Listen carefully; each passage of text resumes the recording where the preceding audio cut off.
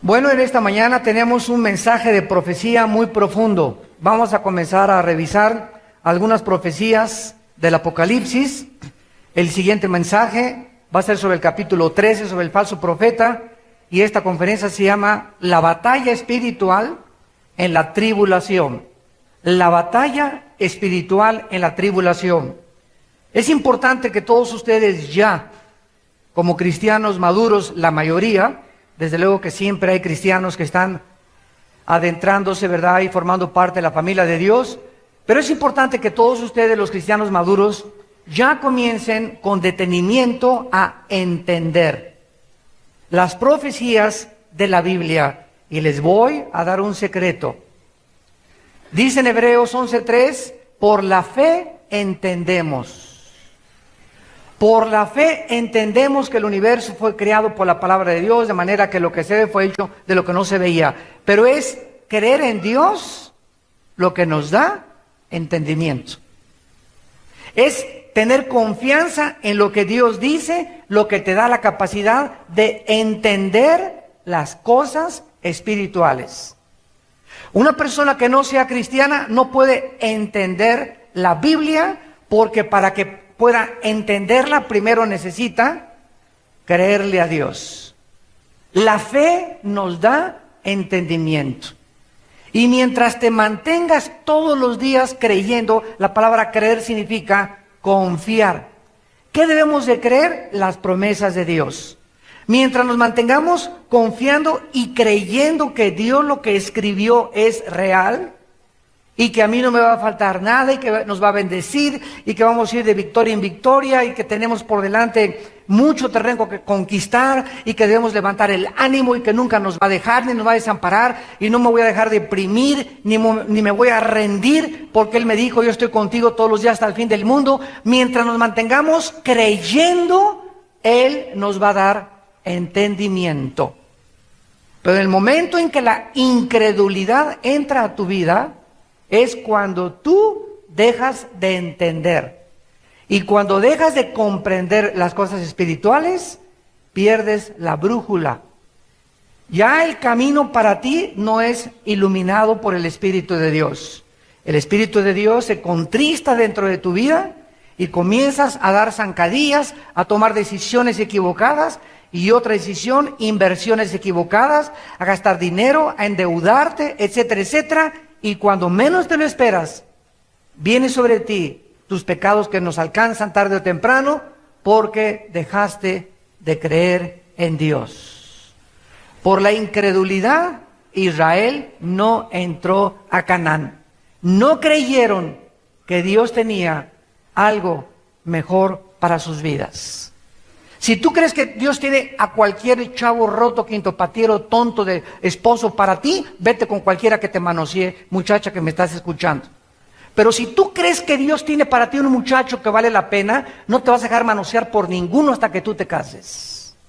Si tú crees que Dios tiene para ti la mejor mujer, la que va a ser madre de tus hijos, y que vas a formar una familia con esa mujer, no te vas a ir con cualquier muchacho.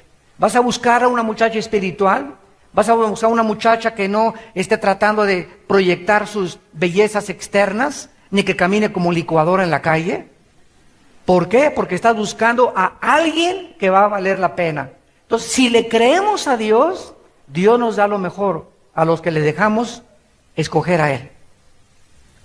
En Apocalipsis 12 tenemos 3 caracteres principales involucrados en esta profecía. Una mujer y un niño, un dragón y el hijo de esta mujer. Este es uno de los pasajes bíblicos más fascinantes y reveladores, porque nos corre la cortina entre el cielo y la tierra y nos permite asomarnos para que nosotros sepamos que los eventos que están aquí moviéndose en el planeta Tierra están siendo repercutidos o tienen su origen en cosas que se están desarrollando en el cielo. Entonces, las guerras que hay aquí, los problemas que hay aquí, la violencia que hay aquí, el desfile que hubo ayer en Reforma de las locas de Tlalnepantla, de puros homosexuales, donde ya no es solamente que piden sus derechos, sino casi encuerados, en carros alegóricos, encuerados, con los niños y las familias ahí enfrente, y el gobierno lo permite. Cuando nos damos cuenta de cómo está subiendo la degradación en nuestra ciudad, en nuestro país y en el mundo, es porque se están moviendo en el espacio principados satánicos poderosísimos que están tratando de impedir que la gente conozca la verdad y de tratar de cegar al mundo para hacerle creer que esto es normal, que esto es principalmente el objetivo. Están diciendo, esto es normal, es mi estilo de vida. Permíteme decirte, jovencito, que no es normal de acuerdo a Dios en la Biblia. Y para Dios es una degradación, y la Biblia dice que aunque Dios te ama en tus pecados, tú te tienes que arrepentir y volverte a Dios. Porque si tú te mueres homosexual, no entras al reino de Dios. Peléate con Dios, peléate con la Biblia, haz tus propias reglas de vivir, haz tus 10 mandamientos, haz lo que tú quieras. Yo solamente te digo lo que Dios dice. Yo les dije ayer a un grupo de personas, estábamos en el hotel en el desayuno, entraron bastantes de estas personas raras, ¿verdad? Y a una cafetería, estábamos tomando un café con los pastores. Yo les dije, mira, no los ataques, porque comenzaron a chiflarles y a aventarles de cosas. Y les dije, una cosa, hablémosles de Cristo. Vamos a amar a estas personas y hablarles de Cristo. Muchos de ellos no tienen la oportunidad de haber conocido el Evangelio. Y nosotros tenemos como embajadores de Dios que darle el mensaje a homosexuales, a lesbianas, a borrachos, parranderos y a jugadores. Porque el mensaje es para los pecadores. Cristo vino a salvar a los pecadores, no a los sanos. Entonces hay que amar a esta persona, pero no estamos de acuerdo con la conducta que ellos llevan. Es como un hijo de nosotros, ¿verdad? Tu hijo cae en las drogas y nunca vamos a dejar de amar a nuestros hijos. O nuestros hijos hagan lo que hagan. Pero no vamos a estar de acuerdo, ni vamos a ser cómplices de sus pecados, ni de su vida de drogadicción, ni les vamos a fomentar para que ellos sigan en ese camino. Entonces, este es el principio que debemos nosotros de enunciar siempre al mundo entero. La tribulación que se viene sobre el mundo es tremenda. Actualmente ya el petróleo en las costas del Atlántico derramado son millones de galones, donde está saliendo ya no de arriba derramado, sino está saliendo del fondo de la tierra. El petróleo que ha sido derramado anteriormente se degrada con el sol, los microbios lo absorben y se desaparece. Pero ahora el petróleo está saliendo de dentro hacia afuera, involucrando el gas metano, que es el veneno más fuerte que hay adherido al petróleo natural, y este crudo está matando toda la vida marítima de cientos de kilómetros de la costa atlántica, acabando con todos los restaurantes y con todos los negocios de mariscos. Y así como el petróleo está saliendo e inundando todos los mares, así vemos el pecado como está a borbotones tratando de salir en el mundo y tratando de oscurecer el panorama moral del mundo entero para que no les resplandezca la luz del Evangelio. Y tenemos que ver que esto es solamente una repercusión de nuestros pecados, de la forma en la que la gente está viviendo, haciendo ya, repito, sus propios 10 mandamientos. Yo conozco ya ahorita pastores que están poniendo iglesias por todos lados y aunque tienen la Biblia en sus manos, ellos ya no creen en la Biblia. Ya están predicando cosas y haciendo cosas que la Biblia las contradice, pero ellos lo hacen porque ya son pastores hechos a la marucha. Ya me pongo como pastor y junto a la gente y la gente se les junta y son pastores, ¿verdad?, que estuvieron en adulterio, que no aceptaron disciplina, pastores que se han rebelado contra Dios, que demandan a hermanos contra hermanos y ya forman su propio código, sus propias reglas para vivir, cuando la Biblia contradice la forma y la conducta en la que ellos están viviendo. Y así se está llenando por todos lados el mundo de iglesias, de pastores, de líderes, de políticos, etcétera, etcétera, donde están haciendo sus propias reglas de vivir. Ya es mentira que creen en la Biblia, aunque la usan y la presentan, no creen lo que la Biblia establece. Este pasaje nos revela claramente una grande batalla espiritual que ha comenzado desde Adán y Eva hasta nuestros días, por tu alma y por tu alma. Ayer les decía en el desayuno sobre la visión de los últimos tiempos, que cuando Cristo venga, las estatuas de los héroes, los descubrimientos, tus diplomas que tienes ahí de teología y de ingeniería y de físico-matemáticos y los libros que hayas escrito, toda la belleza va a desaparecer del mundo. Lo único que va a sobrevivir son las almas humanas. Es lo único que es eterno, por lo cual es lo que debemos de vivir. Cristo bajó del mundo y reprendió a Satanás. Yo no quiero gloria, los reinos que me ofreces para mí no son comparables con las glorias que mi Padre tiene en el futuro para aquellos que le siguen y dieron su vida por Él. Entonces tenemos que entender que tenemos que trabajar y tenemos que vivir, pero la prioridad es Dios.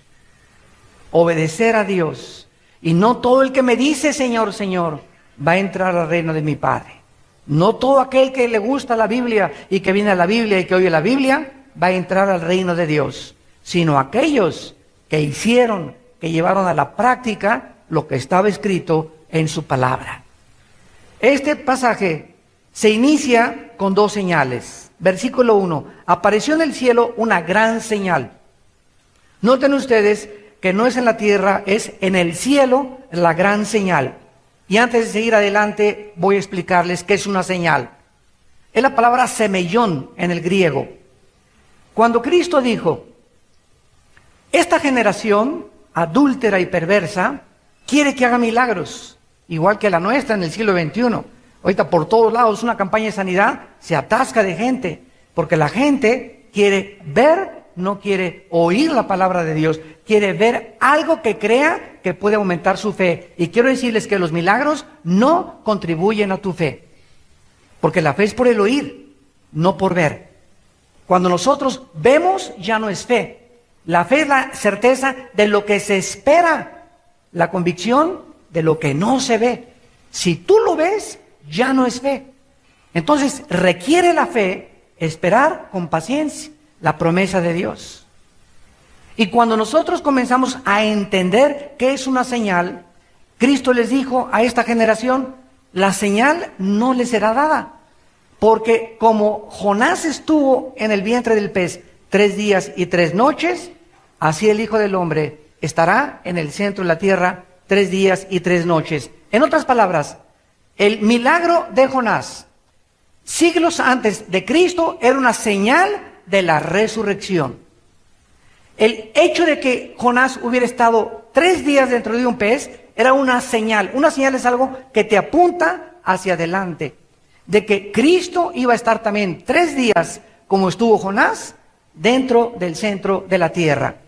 Entonces, cuando dice, apareció en el cielo una gran señal, nos está hablando a continuación que una mujer aparece en el cielo vestida del sol, con la luna debajo de sus pies, sobre su cabeza una corona de 2 estrellas, y estando encinta, clamaba con dolores de parto, en la angustia del alumbramiento. Muchas personas han creído equivocadamente que esta mujer representa a la Virgen María. Sin embargo, como vamos a ver a continuación, para nada representa a ninguna virgen. Esta mujer representa a la nación de Israel. Veamos Génesis capítulo 37 y comencemos a interpretar con la Biblia la palabra de Dios. Dice en Génesis 37, versículo del 9 al 11, habla acerca de José y de los sueños que tenía José. Génesis 37, 9 al 11, soñó aún otro sueño y lo contó a sus hermanos, diciendo, he aquí que he soñado otro sueño. He aquí que el sol y la luna y 11 estrellas se inclinaban hacia mí. Cuando nosotros querramos interpretar la Biblia, no fumes ninguno de marihuana. Pues yo creo que estos cuernos simbolizan esto. Y yo creo que las cabezas que aparecen por aquí simbolizan esto. Y yo creo que la mujer aparece la Virgen. La Biblia no es de interpretación privada. Dice 2 de Pedro 2, versículo 19 al 21. Nosotros no podemos llegar a la Biblia y decirle, pues esto es lo que yo creo que significa. La Biblia se interpreta a sí misma. Si yo quiero estudiar Apocalipsis, necesito conocer Ezequiel y Daniel. Y si no he estudiado Ezequiel y Daniel, no me puedo atrever a enseñar Apocalipsis. Porque los símbolos del Apocalipsis son símbolos que aparecen en el Antiguo Testamento. Porque el 70% de los versículos del Apocalipsis son versículos relacionados con el Antiguo Testamento. Entonces, la Biblia es una unidad perfecta en su armonía y en su interpretación. Y cuando queramos interpretar algo, tenemos que recurrir a la misma Biblia para que el Espíritu Santo nos explique qué significa cada cosa. Aquí José sueña que el sol, la luna y las 11 estrellas se inclinaban hacia él. Noten ustedes que en Apocalipsis son 12 estrellas, aquí son 11 estrellas, porque la 12ª es José. Él formó las 12 tribus de Israel. Y dice el versículo 10, y lo contó a su padre y a sus hermanos, y su padre le reprendió y le dijo, ¿qué sueño es este que soñaste? ¿Acaso vendremos yo y tu madre y tus hermanos a postrarnos en tierra ante ti? O sea, Jacob habla proféticamente. Y Jacob está interpretándole el sueño a su hijo José. José no dijo nada de lo que significaba el sueño, pero Jacob le dice, oye, ¿acaso simboliza esto que yo, o sea, el sol, la esposa, la madre, la luna y las 12 estrellas, las 12 tribus de Israel, se vendrían a inclinar realmente ante él? Y nos damos cuenta que aquí es Israel el que está simbolizado y tipificado, porque Dios vistió con el sol a Israel. ¿Cuál es el sol? La estrella más refulgente y más brillante que hay. Y Dios escogió a la nación de Israel para que fuera la que brillara como el sol por todas las generaciones. Hubiera escogido a los mexicanos y los italianos hubieran dicho, ¿y por qué no nosotros? Hubiera escogido a los ingleses y hubieran dicho a los franceses, ¿y por qué no a nosotros? La cuestión es que Dios escoge a una nación en su soberanía para que a través de toda la historia pudiera descender de esta nación el Mesías, el Hijo de Dios. Y para que cuando naciera el Mesías no hubiera confusión de ninguna otra religión de que Él era el Mesías. Porque el Mesías tenía que venir de la semilla de Abraham. Y la Biblia es el único libro a través de sus genealogías que nos muestra la ascendencia de Cristo desde hace 4000 años. No existe ningún ser humano que pueda trazar su genealogía más de la 6ª y 7ª generación. Yo sé quién fue mi abuelo, mi bisabuelo, y creo que muchos hasta el tatarabuelo nos quedamos. Y ya no sabemos quién fue el tatarabuelo y el tatarabuelo, y nos quedamos hasta tal vez a la 7ª generación, los árboles heráldicos en España, ¿verdad? Yo sé, ¿verdad?, que nuestro apellido de dónde viene, Alducin, y sabemos hasta la 7ª, 8ª generación que viene de Sicilia, de Italia, y nos quedamos hasta ahí. Ya no sé si viene antes o la 11ª generación para otro lado, pero nunca hay un ser humano que pueda decir, yo tengo en mi árbol genealógico 15 generaciones más que Jesucristo. Es el único que se puede trazar por toda la Biblia de dónde viene la semilla de Jesucristo. Jesús dijo en Juan capítulo 4, 22, la salvación viene de los judíos. Y esta es la razón, damas y caballeros, historiadores que nos visitan, antropólogos que están con nosotros o que nos ven por la televisión, esta es la razón por la cual la historia nos da testimonio que Israel ha sido la nación más perseguida de toda la historia. ¿Por qué Hitler, cuando ni siquiera era una nación Israel, esto nadie lo ha podido, ningún escritor, ningún historiador lo ha podido explicar? ¿Por qué Hitler, teniendo como enemigos a Rusia, a Inglaterra y a Estados Unidos, se vuelve contra un grupo étnico llamado los judíos con el afán y el odio jarocho de exterminarlos? Oye, pero si ni siquiera eran una nación, no tenían ni rifles. Pero era tanto el odio de Hitler por los judíos que le llamó la conclusión final, el exterminio final, la solución final. Y dejó a Rusia y dejó a Estados Unidos y comenzó a llenar de campos de concentración casi toda Alemania, principalmente en Auschwitz, donde más de 6 millones fueron asesinados. Un psicólogo, un psiquiatra, un antropólogo, un arqueólogo no te contesta por qué Hitler odiaba a los judíos al grado de abandonar su objetivo principal, sus enemigos, y volverse en contra de ellos. La Biblia nos da la respuesta en Génesis capítulo 3, versículo 15. Regresamos a Génesis 3:15, y esta información nos está sirviendo como base para entender la señal de Apocalipsis capítulo 12. Dice en Génesis 3:15, donde se enuncia la primer profecía. Esta es la primer profecía de la Biblia del nacimiento del Mesías. Dios le habla a Satanás y le dice a Satanás: pondré enemistad entre ti, o sea, el diablo y la mujer.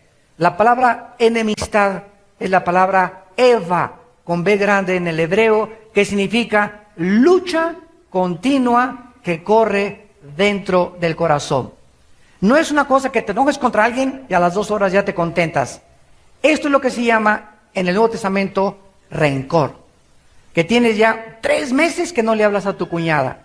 O tienes 5 años que a alguien de tu familia no le hablas. Esto se llama enemistad. Es algo que corre por semanas, por meses, por años, y ahí lo traes. Y sigues a través del tiempo odiando a esa persona. Bueno, Dios dijo que esta lucha de emociones y de odio nunca se terminaría hasta que regresara Cristo entre el diablo y las mujeres.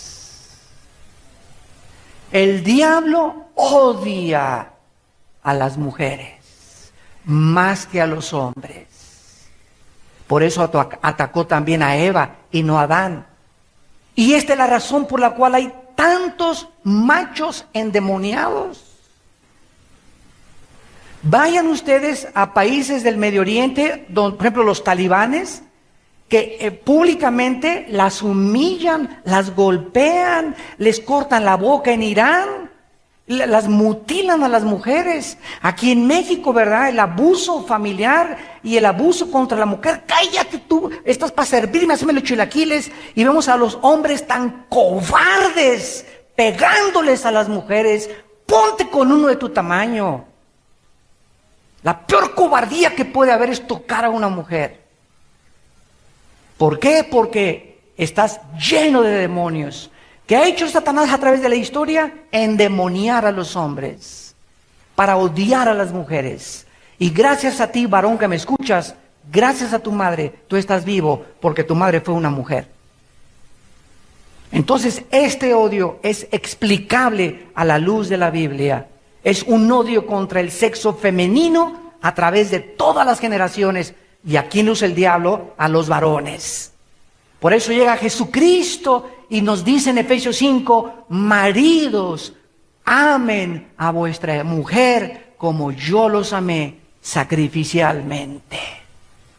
Donde nos convirtamos en siervos de nuestra esposa y las amemos sacrificialmente. Y les decíamos a nuestros hijos, nunca ponerle la mano a una mujer. Esta enemistad, dice la Biblia, ha corrido por todas las generaciones. Y dice a continuación, pondré enemistad entre ti y la mujer y entre tu simiente. La palabra simiente, sera, con Z, sera significa esperma. Significa, se tradujo linaje, se tradujo descendencia. La palabra sera, semilla, esperma, linaje, descendencia, tiene 4 o 5 traducciones, pero todas recurren a la raíz que es el esperma. Pondré enemistad entre tu esperma, entre tu simiente, entre tu semilla y la semilla de la mujer. Esta te herirá en la cabeza y tú le herirás en el calcañar. Si examinamos con microscopio esta profecía, vamos a descubrir lo siguiente. ¿Quién trae la semilla, el esperma, el hombre o la mujer? El hombre, ¿verdad? Entonces, ¿cómo es posible que se diga y se hable de la semilla de la mujer, cuando la mujer es la receptora de la semilla que traemos los varones.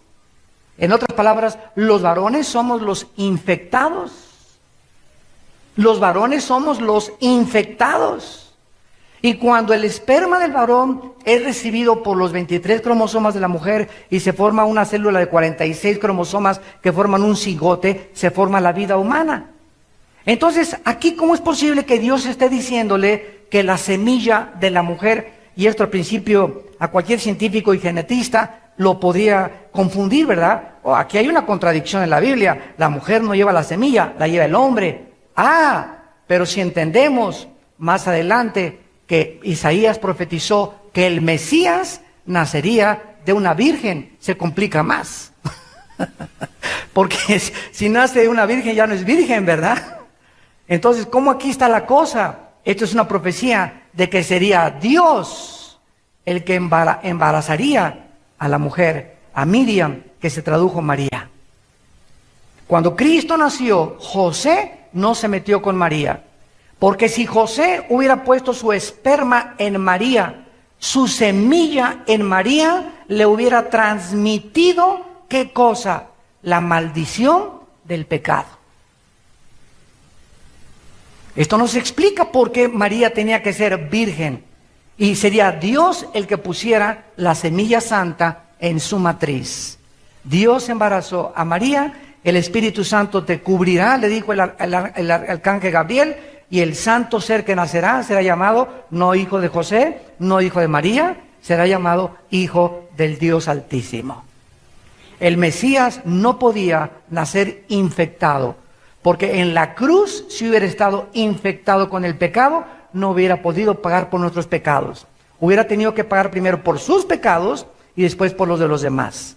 Por eso Cristo era sin mancha, sin arruga, sin pecado. Era hecho más sublime que los cielos, el Hijo de Dios. Es interesante también, si profundizamos un poco más en el versículo 15, que también habla de la semilla de Satanás. ¿Tiene Satanás una semilla?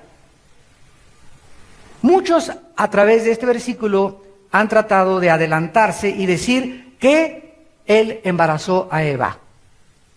Y hay por ahí una teología, ¿verdad? Hace muchos años que yo escuché de que Satanás tuvo relaciones con Eva. Sin embargo, la Biblia no nos permite esta interpretación, porque en el versículo 4, capítulo 4, versículo 1 de Génesis dice: conoció Adán a su mujer, la cual concibió y dio a luz a Caín. El primer ser humano que nació fue Caín.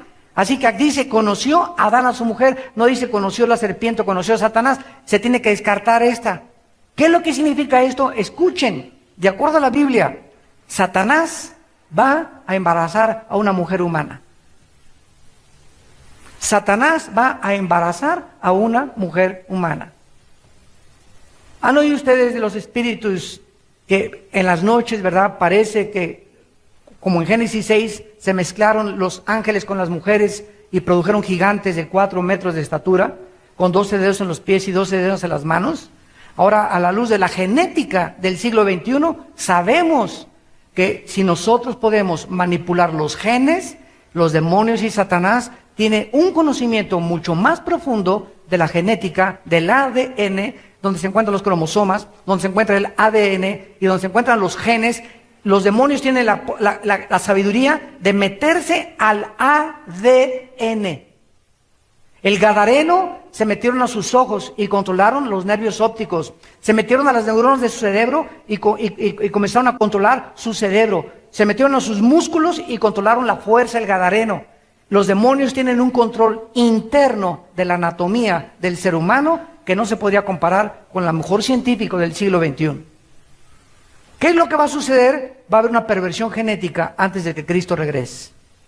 Es lo que vamos a ver, y van a comenzar otra vez a ver monstruos, y ya lo entendemos, porque si están mezclando ahorita borregos con chivos, y están haciendo experimentos genéticos, donde animales cruzan un caballo con una burra, ¿qué nace? Una mula, y la mula nace estéril. ¿Por qué? Porque violó la ley de Dios de la genética.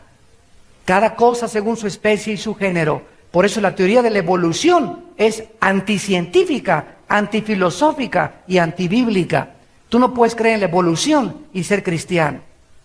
¿Por qué? Porque no ha habido ningún cambio de una especie a otra especie. Jamás ha habido una mutación de especies. Hay perros chihuahueños, pastor alemán, rottweiler, pero son perrunos. Hay vacas, ¿verdad? Son del ganado vacuno. Hay gatos, son felinos, tigres, etcétera, etcétera. Pero nunca ha habido una mezcla de una especie con otra especie en los 6,000 años que tenemos de historia. Por eso están buscando el famoso eslabón perdido. ¿Y saben por qué no lo encuentran? Porque está perdido. Muy bien, regresamos a nuestro pasaje de Apocalipsis. Ojalá que no se empachen. Y que Dios les dé entendimiento de todo esto, porque es importante profundizar Apocalipsis. Es precioso poder examinar cómo se puede todo interrelacionar. Esta mujer, entonces, podemos ver otros pasajes más para demostrar que es Israel. A los que interese pueden ver ustedes Miqueas 4, versículo 10, Miqueas 5, del 2 al 3, donde se habla de Israel embarazada. Isaías 66, donde se habla, podrá Sión dar a luz.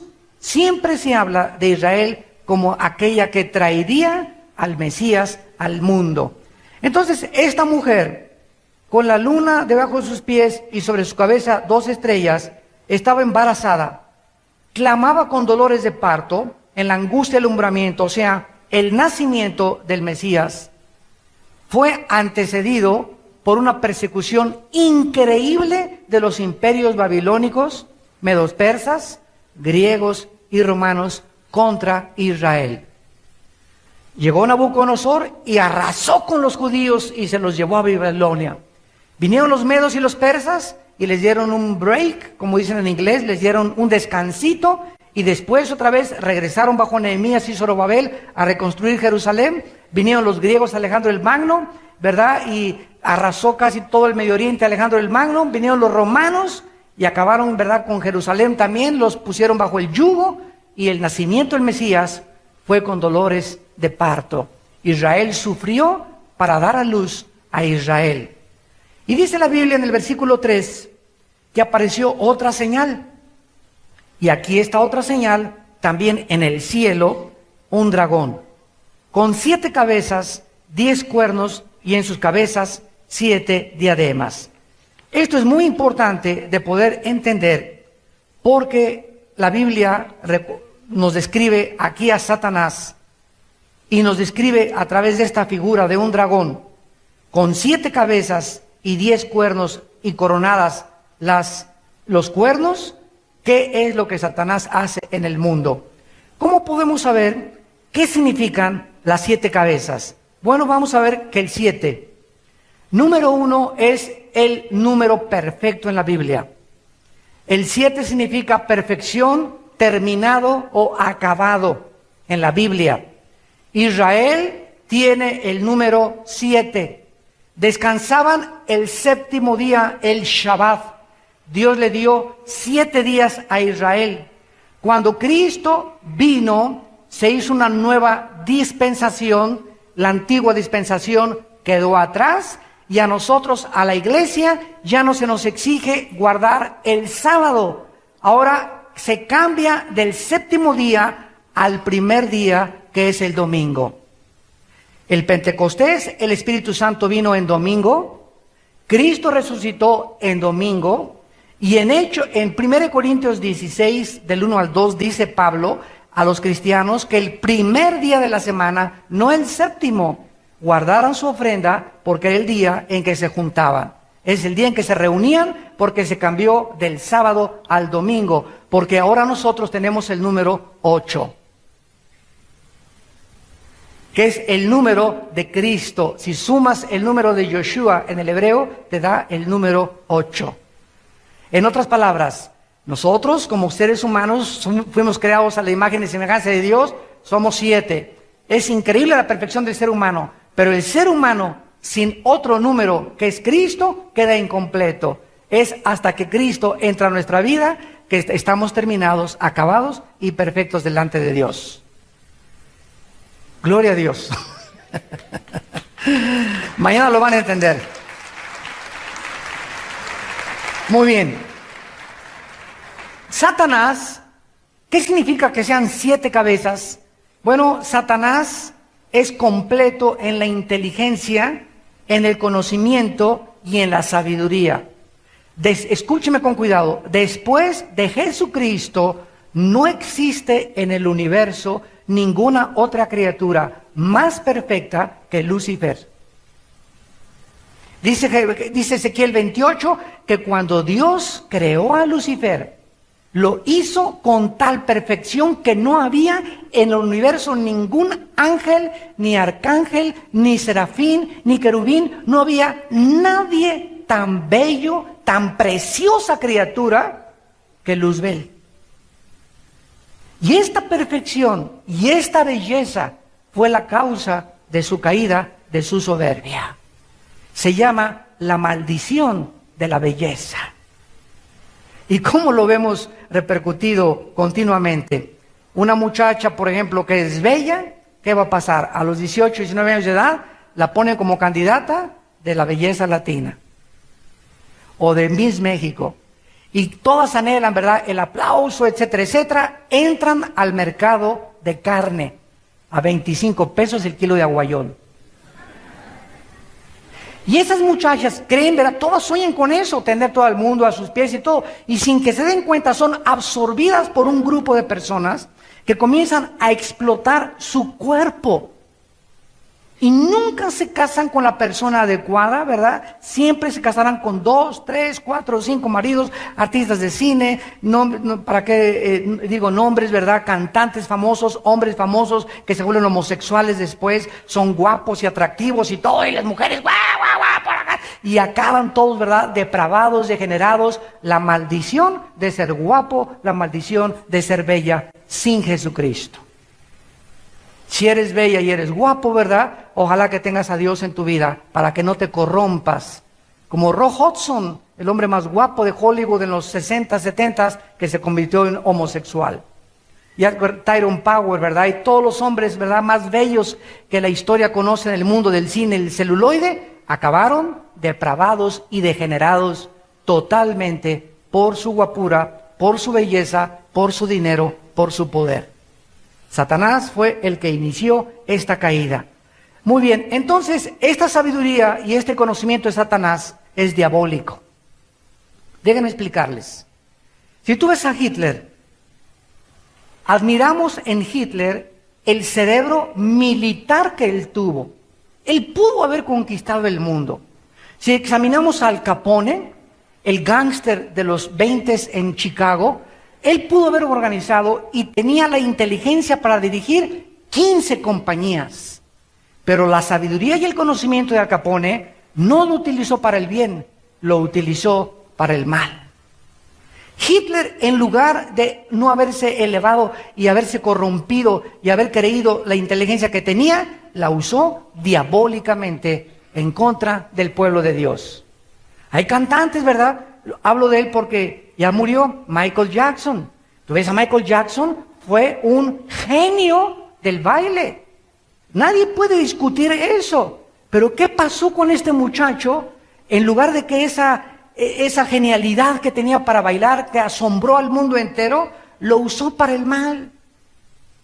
Desde que hizo su disco Thriller, se endemonió cuando comenzó a imitar a los demonios y a los demonios que salían de las tumbas. Y comenzó él a degradarse, hasta que llegó a visitar 15 cirujanos plásticos que ya no sabían si era hombre o era mujer. Y así pasa con artistas que tienen Pavarotti, que también está muerto, Luciano Pavarotti, ¿verdad? Bueno, yo amo el canto y me encanta. Yo quería ser cantante de ópera en mis años de 17, 18 años de edad. Oía óperas enteras y las sinfónicas. Y yo quería ser cantante de ópera y después comencé a tomar y fumar y se arruinó mi voz, aunque de vez en cuando le canto a mi esposa, ¿verdad? Pero cuando vi la vida de Pavarotti, la vida de Mario del Mónaco, Beniamino Gigli, las óperas de Puccini, las óperas de todos los grandes italianos, Pavarotti acaba así de gordo, multimillonario, abandona a su esposa, se va con Simona, su secretaria, y muere en el hospital como un perro sin que nadie lo fuera a ver. Pavarotti, el más grande tenor del siglo XX. Así acaban por la maldición de la belleza, la maldición del conocimiento, la maldición de las habilidades que Dios te ha dado si no las utilizas para el reino de Dios. Lo que Dios nos ha dado no es de nosotros, es para usarlo para su gloria. Y cuando nosotros creemos que es para nosotros, y cuando se paran aquí muchos del coro y les aplauden y creen que te están aplaudiendo a ti, te comienzas a corromper, muchacha que perteneces al coro, muchachos que pertenecen al coro, muchachos que son músicos. Los aplausos no son para ti, son para Dios. Hazte a un lado, escóndete detrás de la cruz y no creas que es para ti. Tú tienes voz de becerro con calentura. Vayamos a Apocalipsis 17 y veamos la interpretación de las cabezas. Apocalipsis 17, versículo 3. Y así poniendo escritura con escritura, precepto sobre precepto, línea sobre línea, la Biblia se interpreta. Por eso es tan importante que toma años el discipularte. No se conformen con venir los domingos, vengan los jueves, toma un estudio el martes. Por favor, lo más que puedas, estudia la Biblia para que entiendas lo que está pasando ahorita en el mundo. Y no te vayas con la finta por aquí, por allá, no, para que nunca pierdas el camino. Dios dice que sus pensamientos no son nuestros pensamientos, ni sus caminos nuestros caminos. Cuando nosotros comenzamos a pensar como piensa Dios, cuando sus pensamientos que están en la Biblia comienzan a llenar mi alma, comienzo a caminar en los caminos de Dios. Y si comienzo a caminar en los caminos de Dios, voy a llegar a mi destino. Pero si los pensamientos de Dios no están dentro de tu vida y no los has asimilado, no puedes caminar en los caminos de Dios. Estás caminando en tus caminos y vas al despeñadero y vas a la barranca en el menor momento que tú lo esperas. Necesitamos llenarnos de la mente de Dios para caminar en los caminos de Dios y poder llegar a nuestro destino. Dice Apocalipsis 17, versículo 3. Me llevó en el espíritu al desierto y vi a una mujer sentada sobre una bestia escarlata llena de nombres de blasfemia. Escuchen que tenía 7 cabezas. Aquí están las 7 cabezas que tenía el dragón en el capítulo 12 que estamos examinando. En el capítulo 12 es Satanás el que tiene las 7 cabezas. Y aquí vemos que es la bestia en el capítulo 17, que es la que tiene las 7 cabezas. O sea, que el dragón del capítulo 12 y la bestia del capítulo 17 son la misma identidad, el mismo ser, el mismo Satanás. Aquí vemos a la bestia montada, ¿verdad? Una mujer montada sobre la bestia. Esta mujer representa la degeneración de la religión, donde todas las religiones del mundo van a acabar uniéndose en lo que se llama el movimiento ecuménico, que es lo más peligroso que hay ahorita en la iglesia. Entonces la religión monta al poder político, que es la bestia, y siempre la religión ha tratado de inmiscuirse con el poder político. El poder político en toda la historia siempre ha necesitado la religión para poder votar por ellos. Si la mayoría de un país es de tal religión, les conviene estar con esa religión porque van a votar por ese partido. El poder político y el poder religioso van de la mano. Y escuchen esto, qué interesante. El Vaticano es el único estado en el mundo religioso. Es el único estado que tiene una representación en las Naciones Unidas para votar. Ninguna otra religión en el mundo se convirtió en un estado político y religioso más que el Vaticano. Es política y religión amalgamados. Esto se llama sincretismo, la mezcla de la oscuridad con la luz. Y esto no es de Dios. El que tenga oídos que oiga. Entonces aquí aparece esta bestia con 7 cabezas y 10 cuernos. Y en el versículo 9 dice la Biblia, esto para la mente que tenga sabiduría, y la Biblia y el Espíritu Santo nos interpretan qué significan las cabezas. Las 7 cabezas son 7 montes sobre los cuales se sienta la mujer, y son 7 reyes. A ver otra vez, las 7 cabezas tienen un doble significado. Son 7 montes y al mismo tiempo son 7 gobernantes. Muy bien, 5 de ellos han caído en los tiempos en que Juan escribió el Apocalipsis. Habían caído 5 imperios antes que él. Vamos a nombrarlos: Asiria, Babilonia, Medo-Persia, Grecia y Roma. Estos 5 gobernantes, 5 imperios ya habían caído. Dice la Biblia, uno es, cuando Juan escribió Apocalipsis, el gobierno que predominaba era el imperio romano. Y el otro aún no ha venido. Cuidado, y cuando venga es necesario que dure breve tiempo. Vemos entonces que estos 7 montes, de acuerdo al versículo 18 de Apocalipsis 17, la mujer que has visto es la gran... ¿Qué representa la mujer? Una ciudad que reina sobre los reyes de la tierra. Y las 7 cabezas son 7 montes donde está esa ciudad. La única ciudad en el mundo construida sobre 7 montes es Roma. No se enojen conmigo. Arráncale Apocalipsis 17 a la Biblia. La única ciudad en el mundo donde está construida sobre 7 montes es Roma. Ahora, estos 7 reyes que al mismo tiempo están mezclando la Biblia son 7 imperios que Satanás ha gobernado, por lo cual él lleva las cabezas y se personifica a Satanás como un monstruo con 7 cabezas y al mismo tiempo 10 cuernos, que aparecen en Apocalipsis 12 en la señal en el cielo. Entonces, Satanás ha controlado el imperio asirio, egipcio, babilonio, medo-persa, griego y romano, y todos los imperios de la historia han perseguido a Israel. Si Hitler hubiera conquistado Europa y el Medio Oriente y el norte de África, Hitler hubiera acabado con la nación de Israel.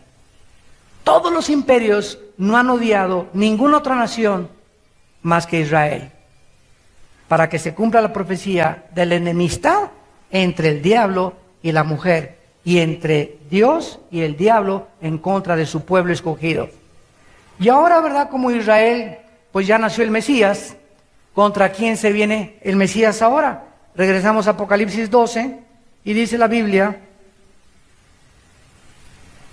que como ya Israel, ya nació el Mesías, ¿contra quién se va a ir el diablo ahorita? Versículo 17 de Apocalipsis 12, el dragón se llenó de ira contra la mujer, o sea, contra Israel, y se fue a hacer guerra contra el resto de la descendencia de ella. ¿Qué acaso los cristianos somos judíos? ¿Somos judíos los cristianos? ¿Nosotros descendemos de Israel? La respuesta es la siguiente: no todo el que es judío es de Israel. Porque cuando Dios llamó a Abraham, Abraham no era judío. Santo Niño de Atoche. Abraham venía de Irak. Moisés se casó con una africana. José se casó con una africana. Y cuando salieron de Egipto, los egipcios se unieron en el éxodo a los judíos, y en el desierto eran algunos judíos y la mayoría eran egipcios. Nunca ha sido étnicamente pura el pueblo de Dios. Pero la Biblia dice en Gálatas capítulo 3 que si nosotros somos de Cristo, descendientes de Abraham somos. Aleluya, gloria a Dios. En otras palabras, Cristo entra a nuestra vida Él es la semilla. Al entrar Cristo a nuestra vida, las promesas que se le dieron a Abraham, ahora los cristianos somos herederos de esas promesas que a Abraham se le dieron, y ahora nosotros somos el verdadero Israel de Dios. Aunque Dios, cuidado, no ha acabado con el Israel, de la nación de Israel en el Medio Oriente. Porque dice la Biblia en el Romanos 9, 10 y 11, que Israel va a volver otra vez a resurgir, y los 144,000 van a ser judíos étnicamente, que van a predicar el Evangelio cuando la iglesia ya no esté aquí en la tierra.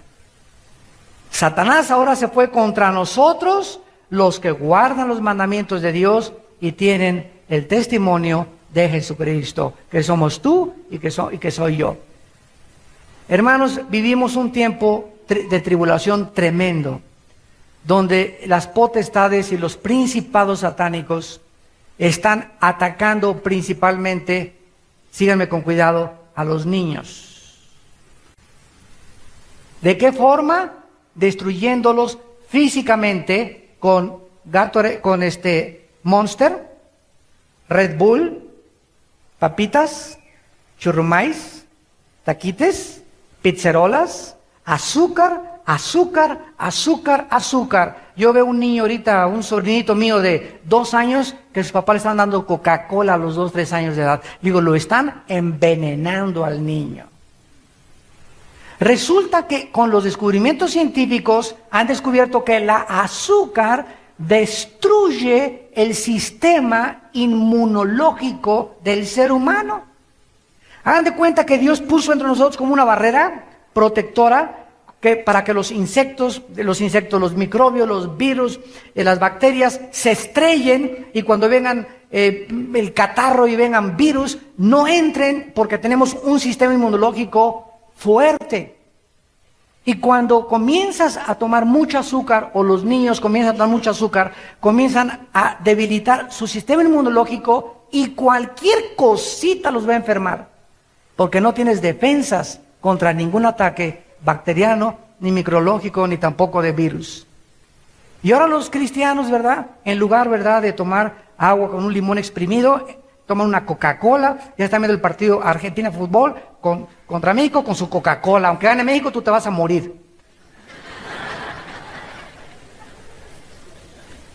¿Cuándo hace 25 años habíamos visto nosotros Red Bull, Monster y todas las bebidas que dicen que son, y le ponen energetizantes? Energetizantes, toma tu energetizante. Ve nomás, léele el contenido que tiene. Todo es químico. Nuestro organismo no fue diseñado para absorber cosas químicas. El cuerpo no las puede más que absorber y mandarlas a los riñones, a la vesícula y al hígado, y quedas intoxicado. Cada Red Bull que te tomes necesitas un baño de vapor y correr 10 kilómetros para sacar de ti una bolsa de papitas fritas. Y Dios está diciéndonos, ¿sabe una cosa? El cuerpo no es de ustedes, son templo mío. Glorifiquen a Dios en vuestro cuerpo, porque le pertenece nuestro cuerpo a Jesús. Y tenemos la obligación de cuidar nuestra salud y saber lo que comemos. Y ya nada de patitas de porco en vinagreta, ya nada de, ¿verdad?, de churrumais y esas cosas. Pues allá de vez en cuando, ¿verdad?, mientras tengas penitencia después. Yo el domingo, por ejemplo, hoy, ¿verdad?, es mi día hoy sí, si me dan un pay así rico, con una cereza arriba, con crema así, que me escurro así la crema por la boca, ¿verdad?, me lo tomo, y un rico tibón o un sirloin hoy, ¿verdad?, no hay ningún problema. Pero mañana, pasado y el miércoles es mi penitencia, porque voy a tener que sacarme, tarda 2 o 3 días en sacarme lo que me comí hoy. Y si no tengo penitencia, me comienzo a intoxicar y comenzamos a pagar el precio. Y la Biblia dice que el ataque ahora es a través de la salud. Y llegan los hermanos, hermano, póngame aquí la mano y sáqueme el retortijón que tengo aquí. ¿Tú crees que Dios te va a dar salud de la noche a la mañana cuando tú no estás cooperando con Dios, con las leyes que Él nos ha dejado para comer? ¿Por qué Dios prohibió las comidas grasosas? Porque se descubrió que tienen un veneno que se llama colesterol. Y eso bloquea tus arterias y puedes morir de un ataque cardíaco. Entonces tenemos una inteligencia para usarla, para comer, para vivir, para orar, para ser santos, para no mirar mujeres que no son tu esposa, hombres que no son tu esposo, muchachos que no dejar que te acaricies, vivir una vida santa y feliz, y llegamos a nuestro destino. Estas promesas son para nosotros, para que vivamos cerca de Dios y entendamos que si Él murió por nosotros, ¿cómo no nos dará todas las cosas si nosotros seguimos creyendo en su palabra? Padre, gracias por tu palabra en esta mañana. Gracias, Señor, porque nos has recorrido el velo y nos has mostrado el entendimiento que debemos de tener para comprender por qué ahora, en el siglo XXI, después de casi 6,000 años de historia, Israel sigue siendo el centro del odio mundial. ¿Por qué los noticieros de televisión, por qué en el radio se sigue tergiversando todo lo que ellos hacen? Porque detrás de todo el mundo se encuentra Satanás, el príncipe de este mundo, que tiene como objetivo atacar aquella nación a través de la cual vino la Biblia y vino Jesucristo. Y ahora se ha venido contra nosotros con furia porque sabe que su tiempo es corto. Por lo cual, velad, dice la Biblia, es tiempo de velar. Es tiempo de cuidar nuestros alimentos, cuidar lo que leemos, cuidar las películas que vemos en la televisión, en el cine. Es tiempo de cuidar nuestras vidas espirituales. Es tiempo de orar. Es tiempo de perdonar a los que nos han lastimado. Es tiempo de ganar las almas. Es tiempo de vivir para Dios porque se acerca aquel que dijo, aún un poquito y el que ha de venir vendrá. Por tanto, no perdáis vuestra confianza, que tiene grande galardón, porque fiel es el que lo prometió. Y si retrocedieres, no agradarás al Señor. Pero nosotros no somos de los que retrocedemos, sino de los que tienen fe para salvación de nuestra alma. En esta mañana también ustedes que nos ven por la televisión, les ofrecemos el regalo de Dios, que es Jesucristo, para que tú le aceptes como tu Señor y Salvador en este momento.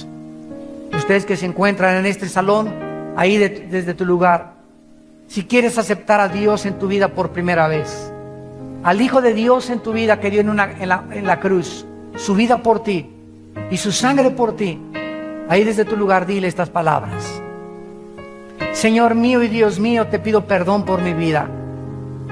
Quiero tener tus pensamientos y no mis pensamientos, seguir tus caminos y no mis caminos, ni los caminos de los demás seres humanos. Quiero seguir a Jesucristo. Creo que en la cruz pagaste con tu sangre por mis pecados y te pido que entres a mi vida como mi Señor y mi Salvador. Te recibo y te doy las gracias.